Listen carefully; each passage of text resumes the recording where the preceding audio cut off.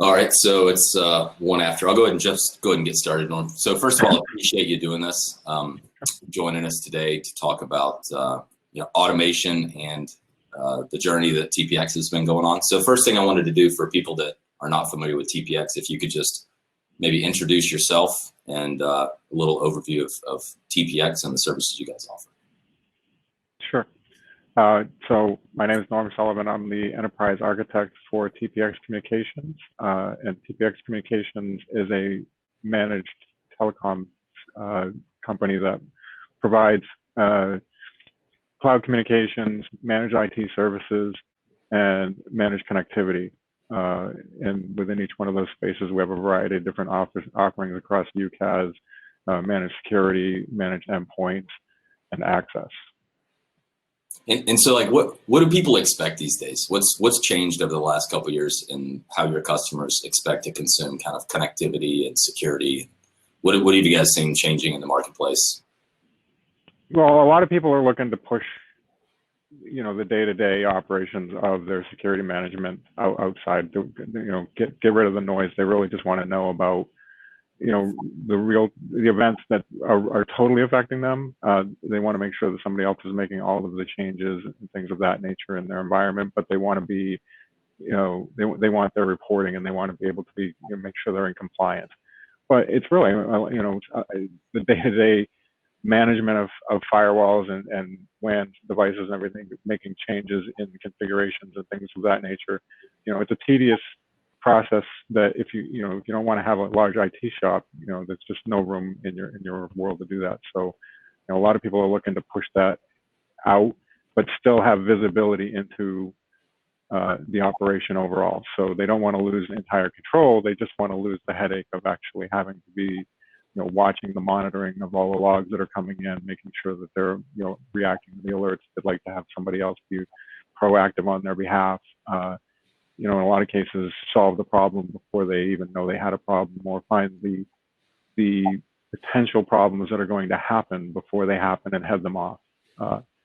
It's really hard to build that out in individual companies, especially when that's not the focus of what you do. So being able to rely on a provider that can come in, and supply those services across, state-of-the-art products is really starting to be, more and more, it's been picking up over the last several years, and we don't see that stopping. Awesome. And a lot of people in the ONU community are driving towards SD-WAN solutions. It's been a big topic probably for the last 2 to 3 years. So can you give some feedback on kind of how SD-WAN's affected how you guys think about offering services, or how SD-WAN has changed kind of go-to-market or products? Well, a lot of what it's done for us is, it's given us a way to go in and really provide a better service across, some of our telephony solutions. So we can provide better quality of service control. We have a better utilization of the available bandwidth that you have, and things of that nature. So we put in almost every one of our phone system deployments and our UCaaS deployments comes with an SD-WAN, and a lot of times an over-the-top circuit. So and using all of that in conjunction gives you just better performance in a lot of cases across your voice and other areas in your network. So it's really providing more capabilities, and sometimes out of less individual access capabilities. And because a lot of things we talk about a lot is how automation affects these different services as they're offered. Is there as you guys move towards some of these more software-centric, modern networking stacks, and as you guys start delivering these products, what's the view on automation, both within your team and across the organization? Like how important is automation as it comes to some of these services? We think that automation is really the key. I mean, both in the deployment process and ongoing support. I mean, if you have to wait for a technician to come in and make an adjustment or a change, there's always a lag time there. Where if you can be provided the ability to request a change and that can actually be facilitated back across your infrastructure based on criteria and acceptance, then that just takes out a whole layer of wait time on the day-to-day changes. More of that now. I want to make a change and I want to know it's happened instead of waiting to get somebody on the phone. And then from our standpoint, it's incredibly important when we look at automation for our ability to manage our deployments, because oftentimes we're deploying a large amount of systems in a short amount of time. And if you're doing every config individually, you're always introducing the possibility of error. So if and if I have 10 different people doing configuration work, the infinite possibilities of types of errors are going to be, compounded across the number of people I have making changes within the environment. Whereas if the automation platform is taking just the information that comes in certain variable types, then most everything else is patented in the same. So there's a lot less error. And when those errors are surfaced, they're generally going to be the same across things, and the solution will be similar across everything else. So I'd say our ability to actually push out the initial product and go on and make updated changes and things of that nature in a timely manner, as well as making sure that we're removing the repetitive opportunities to make errors when you're manually updating configurations on a regular basis. And something we talk about often is kind of the hidden complexity with a lot of these modern services. Obviously, we're doing it because they're more powerful networking solutions, both as providers and consumers of these things. But ultimately, they tend to be more complicated. Is there an understanding amongst kind of the engineering teams and IT teams and your executive staff on, like, as you guys introduce these more over the top SD-WAN types of services, the complexity that's inherent, or is the automation offsetted enough so that that kind of automation paired up with the SD-WAN kind of offsets it? Like, how much of that complexity is exposed to either your end customers or to the larger product and executive teams? Well, we started out all manual, so we exposed a fair amount through the manual processes that we went through, and we continued to refine those processes. And obviously, you have to start somewhere. You can't just start with automation. You have to start with your process, and then we actually went through an iterative phase to get towards automation, to take those complexities and try to shave them off, where I had a dedicated business process engineer that was working with our teams repeatedly to try to iron out all of the information that needed to get taken in to do the successful portions of the automation, which that's what exposed to us that we had so many different people doing things different ways. And strangely enough, when an engineer gets used to filling out a config file, they think that they kind of get attached to that. And I really need to be filling out these config files. That's what I have to do. And the reality is, no, you don't. And not only don't you, why are you wasting your talents, continuously entering information on a keyboard when you could be helping me figure out how to, AI enable solutioning tools and things of that nature with your information. So they had to go through this whole transformation where they realized that we have to bring that complexity to the forefront and then try to make it as efficient and as simple as possible, and then automate out. And I think our engineering teams, it really brought to light to me all the differences that they were doing, and how that we, as much as we wanted to be standard, we weren't standard. And but we do have like an 80% of what we do isn't the most complex kind of deployments, which is, and that's another thing. And we want to free the engineers up to do those 20% that really are the tougher engagements, require a lot more professional services, upfront work, than focusing on that 80%. So we needed to look at that and say, well, were we making it more complex than it needed to be? And then we needed to try to shave all of that off. So we in that process, the executives, all the way down through, I think we kind of knew what the complexities were because it was manual. We highlighted where the inefficiencies were because we started digging into automation, and we uncovered the fact that we were probably not as standard as we thought we had been. And then, now we're showing that the majority of what we do can be less complex. So I think that was the journey that everybody across the board made. That's super helpful. I think there's been, when I've been listening to some of the stage today and yesterday, there's been some comments around like, how do we need to define the process before we automate? It is kind of interesting. A lot of times people will have, like methods and procedures or whatever process documents they have that they want to automate. But the iterative nature you just talked about, where you define some of the process, you start to tool it up, which drives more process change, which helps you tool it up. You kind of how you have that process tool interaction over time, making it better and refining it seems to be a sweet spot from our observation. Doing the entire process and then trying to put in a tool, you typically draw a process very human-centric, and when you start to introduce tooling, it's more machine-centric. And there's some benefits and drawbacks of both. So it's good to hear. So question is, like, do you have any just offhanded marks since you started manual and you went automated? Like what type of, if people start to think about automating these processes, and I want to go back to your point about kind of happy path versus edge conditions, is there some general understanding of like how much more efficient the automation is? Because you talked about removing errors and those types of things, but just, how long it takes to process orders or ship boxes and all that kind of stuff.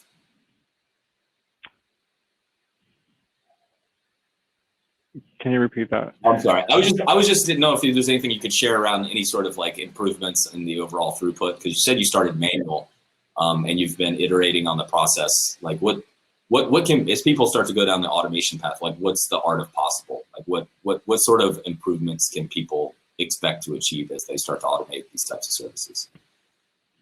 Sure. So we started off on a process that took, right now our full maximum capacity to pushing out network related devices in a given month, we push out about 500 to 600 devices in a given month implemented into a customer environment. So it took each one of those implementations at least an hour, and we've shaved that down, and we're not even all the way there yet. We're still in, we haven't put all of the tools in place, but we've shaved that down to 20 minutes per install. And that includes the time upfront gathering. But that's something I think that everybody needs to be aware of when you're looking at your automations. There's a certain amount of efficiency that you're going to gain, and it's going to free up a certain amount of personnel, but there's a certain amount of information that still needs to be gathered in order to actually implement the device. So our strategy now is to push that information gathering further and further up the chain.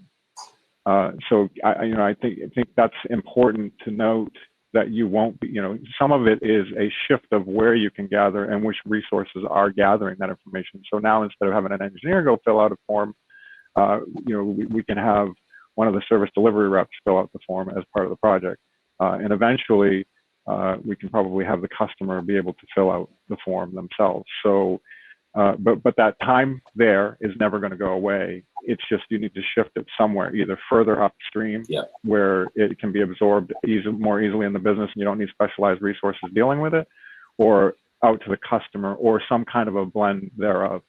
So the rest of the efficiencies are going to be, what did I actually need to do to touch the device or in some way touch the configs that go into the devices. And that's the part that we want to try to, almost fully eliminate. So if we can push the information gathering up to, say, customer / service delivery rep, which is our true goal, we believe that information gathering has a value time of X, call it 30 minutes, an hour, whatever that happens to be. But that needs to be done no matter what happens. Somebody's going to need to get that information in order for you to configure this, because it's environment specific. Everything else that happens, putting that into a configuration, testing the configuration to make sure that that's going correctly, deploying that out, getting on a call to make sure that everything went in correctly. Those are the things that we're trying to improve through our process of automation, and make sure that we really won't need an engineer to turn up. And the service delivery rep and the project management team can turn that service up with the customer right there through this automation. Everything's already prepared. Everything's been tested.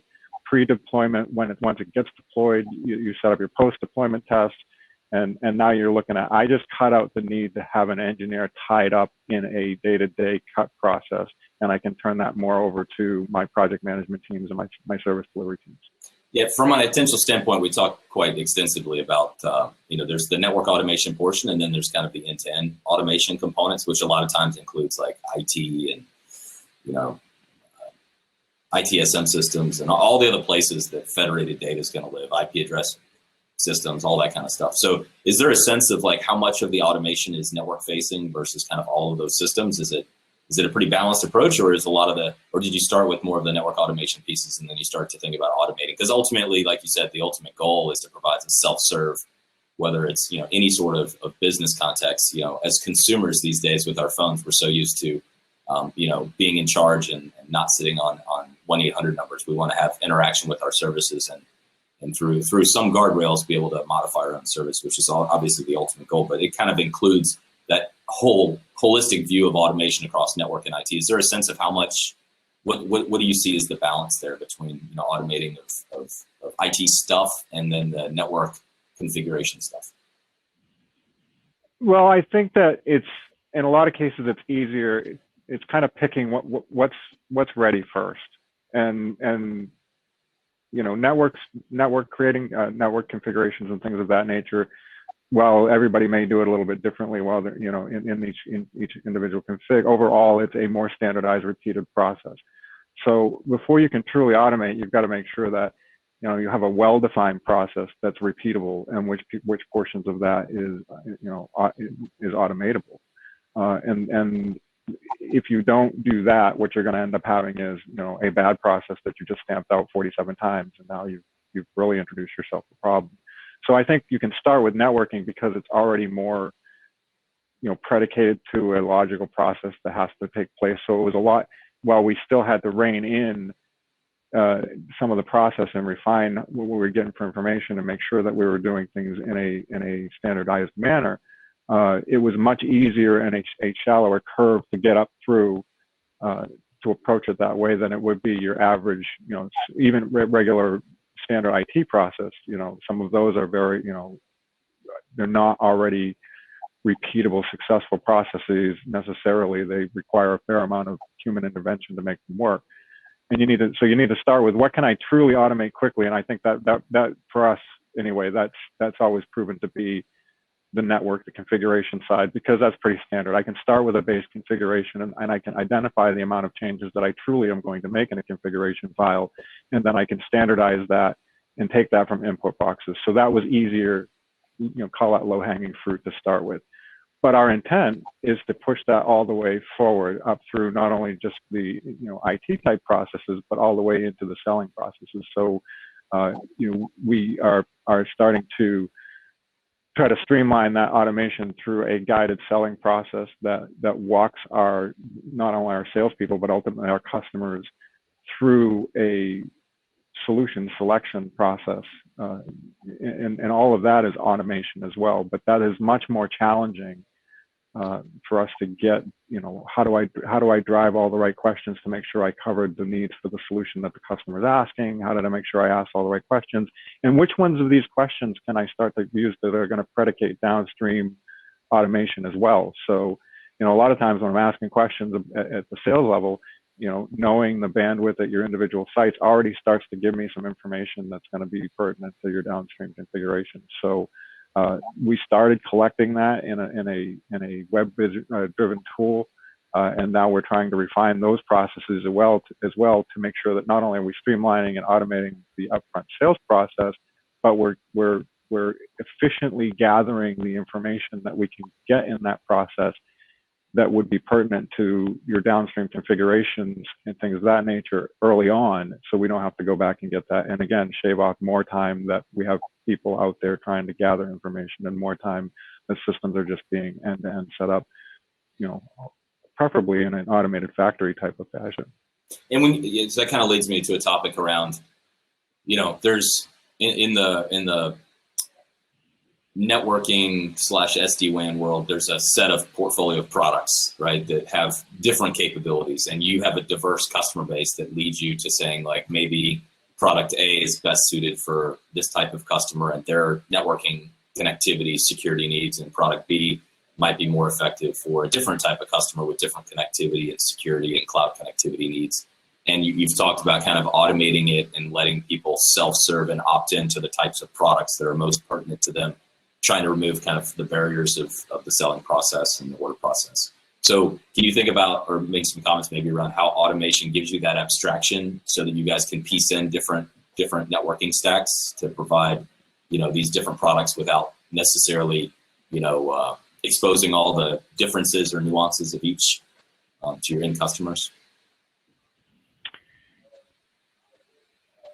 Yeah, I mean, I think we look at right now, again, because we're focused more on that back end automation. I haven't looked at it as much from the abstraction layer from the front end customers, but it's a similar idea. But when we look at our growth pattern, it's both a combination of increased scalability in the services that we do sell in mergers and acquisitions, and we're currently going through, or folding in a fair amount of systems in a reorganization of our architecture, and that process has been I'm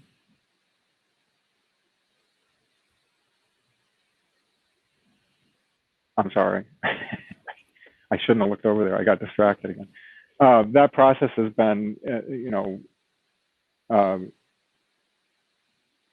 you repeat the question? Yeah, we were just talking about the fact that you guys have multiple SD-WAN products and different security and connectivity products that you have for different customers and segments of the marketplace, and just an understanding of kind of dealing with each of those stacks individually and kind of their nuances is one thing, but kind of automating across them gives you flexibility and how you guys configure things. I didn't know, just sharing with folks about like, what are some of the, what's the benefit to having multiple products and being able to take them to market? And, there's lots of SD-WAN tools because there's different needs for customers, right? And as a provider of that, you guys choose to have different products for different segments of the market. So just trying to understand kind of how automation helps or plays in the role there. Right. So we're using both in our current systems that we're folding in, and as we do mergers and acquisitions. At the end of the day, the calls that we need to make to some of these back-end systems are very similar. And sometimes I want to shift around either the front-end systems that are supplying because I did a merger or acquisition, or the back-end systems that are supplying the information because we're doing upgrades or we're continuously improving our infrastructure. And the correct use of our tools, if we, like with Itential, we use that to consume the various APIs of our systems. If I'm going to change a system, I only need to worry about changing whatever came about for that call. So I can easily plug in different applications on the front end that are making similar, let's say, billing calls. If I'm calling a billing system and I have your billing information, I need certain information. As long as you're adhering to my standards in your call, you shouldn't care what system I'm calling back in the back end. So, in some cases, with the architecture that we're building out, we need to be stateful. So we're handing things off to another orchestration system that maintains state. And then in some cases, we don't need that kind of functionality. So we go directly to the devices. The upstream systems don't need to know or care about that. They just need to be able to pass in, here's the information that's required to create my configuration, go make the rest of the magic happen. I don't care if you stop by 5 other systems to pick up information or not. And so I think that that's the appeal of the tools that we picked, is because we're going to be doing a fair amount of plug and play for the foreseeable future, at least over the next 5 years, as we continue to build out our internal infrastructure and continue to add on resources from outside. Awesome. So we have about 5 minutes left, so maybe we'll just hit on some like lessons learned or things like that. So I was just thinking like, I got 2 on either end. So maybe the first question is like the difficult part of adoption of these stacks. Like, is there something that, I'm going to ask you something about, like something that surprised you on it was difficult. This area was more difficult than we thought. And then I'll flip to the other side and say, what were the benefits that people maybe didn't see coming, either with, the adoption of some of the modern networking stuff or automation in general. So is there an area that was surprisingly more difficult than you thought going in? Changing mindset has been fairly difficult. So our company came up from a traditional CLEC, and was, and we continued to grow by bringing CLECs together. And it wasn't until recently that we switched to more of a managed IT, managed services model. And so the first thing is everybody needs to start thinking about things a little bit differently, in complexity, and things need to be a little more defined than they needed to be before. So, and I think we still even feel this today when we look at products we already have out in the marketplace. The more clearly you can define your service, the better off you're going to be on every front. One, your own supportability back to your customer, what your customer has for expectations that are going on. And it sets you up for your later successes on how it's going to be automated in your delivery, because all of your expectations are thought out. Every one of your pieces has been clearly defined, and you understand what you're trying to achieve at every point. And we didn't have that to begin with. We had a defined product in SD-WAN, and sometimes it felt like the product team just said every capability that the box could provide is the service, and that's not, we all realized quickly that's not a supportable model. Not in a managed services type of way. Yes, I can give you a box that can turn up all of those services, but can I actually, have to an SLA and work and manage those services and provide those services and be successful for the client and give both client, a successful experience, and make sure that we're not either overstaffed or running around or missing things, because we're trying to account for all of that. So, I guess that was the number one lesson in all of these things when it comes to managed services, is making sure that what your products and service sets are clearly defined. So your services are clearly defined, and what products actually fulfill those services for you. Awesome. And then the flip side is like, what was a surprise benefit, like from your peer group? Like what are people surprised about with the benefits of automation? Obviously with automation, people expect things to be faster and all that kind of stuff. But are there any automation benefits that surprise the team that is worth sharing with the group? The time, honestly, the true time. Once I have all of the information, the time is to truly, if I've collected all the information from the time I hit go to the time that the devices that we're currently working with are provisioned, is minutes. Not for really. For a process that used to take about an hour, it can be done in about 5 minutes. And that was I don't think anybody, I think deep down I had a good suspicion of what kind of time savings we could actually see, but I didn't dare to say it because I didn't believe it truly until I saw it. And I think that was I don't think anybody else really expected that either. So we hoped for it, but it was very pleasantly surprised to find out that the times range between 1 and 5 minutes, and then even a complex, multi-site, 10-site plus, deployment took about 15 minutes to deploy, 12 different devices under multiple different configurations, which that would have taken us hours to do that, and a fair amount of tied up engineers on the phone. Yeah, and across a diverse set of customers and the market, that reduction of time is one thing on that side, but if your ultimate goal is self-serve, which most people's are across any diverse set of things, you have to have a reasonable response time for people to see what's, if you hit a button and it takes, an hour, it's hard to be engaged from a self-serve thing, and you need to be able to see some reasonable reaction time. So getting that down and then the offsetting of supplying it to customers seems to be a universal desire and side benefit. But hey, I appreciate it. I know we're up on the time. Thanks for joining us today, and hope everybody got something out of the discussion, and we'll send you back to the rest of the show. Thanks again, Norm. Really appreciate it. All right, thanks. Cheers. Bye.